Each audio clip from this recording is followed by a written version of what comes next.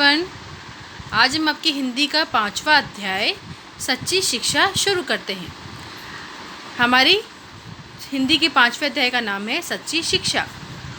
आज सभी बच्चे हिंदी की कक्षा की प्रतीक्षा कर रहे थे। सभी बच्चे किसकी प्रतीक्षा कर रहे थे? हिंदी की कक्षा की प्रतीक्षा कर रहे थे। कल कक्षा का पाठ सदाचार सभी बच्चों ने याद कर लिया था।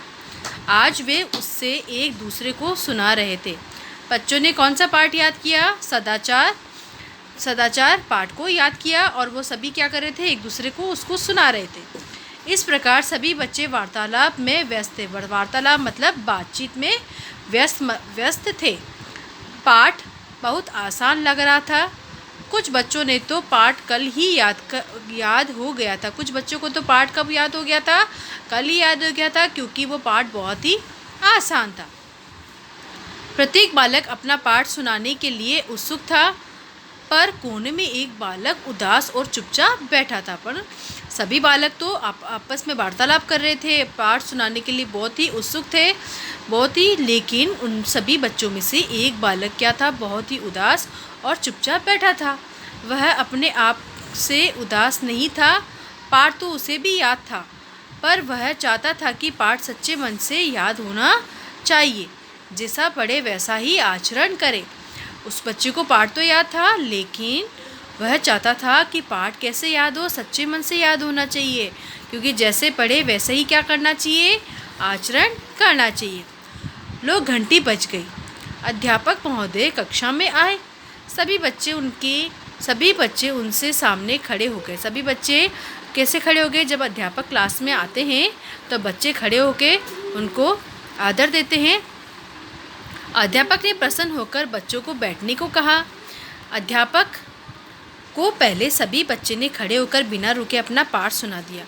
अध्यापक को पहले सभी बच्चों ने खड़े होकर क्या सुना दिया? बिना रुके अपना पाठ सुना दिया। अब किनारे बैठे उस बालक की बारी थी। अब किसकी बारी थी? जो किनारे पे बैठा था बालक, जो कि उदास होकर बैठा था, उसकी बारी थी। वह सुबह से ही कैसा बैठा हुआ था? बिल्कुल चुपचाप बैठा हुआ था।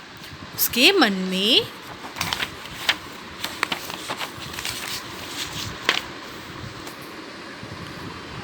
में कोई संघर्ष चल रहा था। उसके मन में क्या चल रहा था? कोई संघर्ष चल रहा था। अध्यापक उसके पास पहुँचे और पूछने लगे, क्यों बालक, तुम्हें अपना पाठ अभी याद नहीं हुआ है क्या?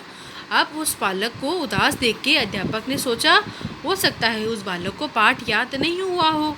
तो वो अध्यापक कहाँ गए? उस बालक के पास गए और पूछा, क्या तुम्हें अपना पाठ अभी तक याद नहीं हुआ?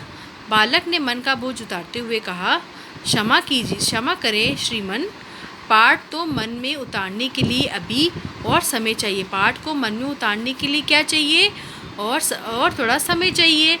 मैं अपनी तैयारी से संतुष्ट नहीं हूँ। मैं क्या हूँ? अपनी तैयारी से संतुष्ट नहीं हूँ। जब तक मैं इस पाठ को अपने आचरण में न डाल लूँ, कैसे कहूँ कि पाठ याद हो गया? अब वो बालक क्या बोला कि जब तक मैं अपने इस आचरण में, अपने व्यवहार में इस पाठ को उतार नहीं लूँ। कौन से पाठ को? सदाचार के पाठ को। तो मैं कैसे पाठ याद हो गया? तो मैं कैसे कह सकता हूँ कि ये पाठ याद हो गया? ये सुनते ही कक्षा में सन्नाटा छा गया। ये सुनते ही कक्षा में क्या हो गया? बिल्कुल सन्नाटा हो गया। बाकी सारे बच्चे चुप हो गए। अध्यापक ने प्रसन्न होकर कहा, बेटे, मैं तुम्हारी सच्चाई से बहुत प्रसन्न हूँ। तो अध्यापक ने उसकी बात सुनी और अध्यापक ने बोला कि मैं तुम्हारी सच्चाई से बहुत प्रसन्न हूँ। ये बालक ठीक कहता है। ये बालक कैसे कहता है? ठीक कहता है। पाठ को आचरण में लाना ही सच्ची शिक्षा है। पाठ को आचरण में लाना ही क्या है? आचरण मतलब अपने व्यवहार में लाना ही, कि जैसा हम पढ़े वैसा ही हम क्या करें? व्यवहार करें। तो व्यवहार में लाना ही सच्ची शिक्षा है। बच्चों, ये बालक कोई और नहीं, पांडवों का वह भाई युधिष्ठिर था। वह बड़ा होकर धर्मराज के नाम से प्रसिद्ध हुआ। तो बच्चों, वो बालक और कोई नहीं, पांडव पुत्र कौन था? पांडवों का सबसे बड़ा ज्येष्ठ भाई धर्मराज युधिष्ठिर था, जो धर्मराज के नाम से प्रसिद्ध हुआ। तो बच्चों, हमें इस पाठ से शिक्षा कैसे मिलती है? जिस पाठ को हम पढ़ें, जिसको हम सच्चे मन से पढ़ें, वैसा ही आचरण करना चाहिए।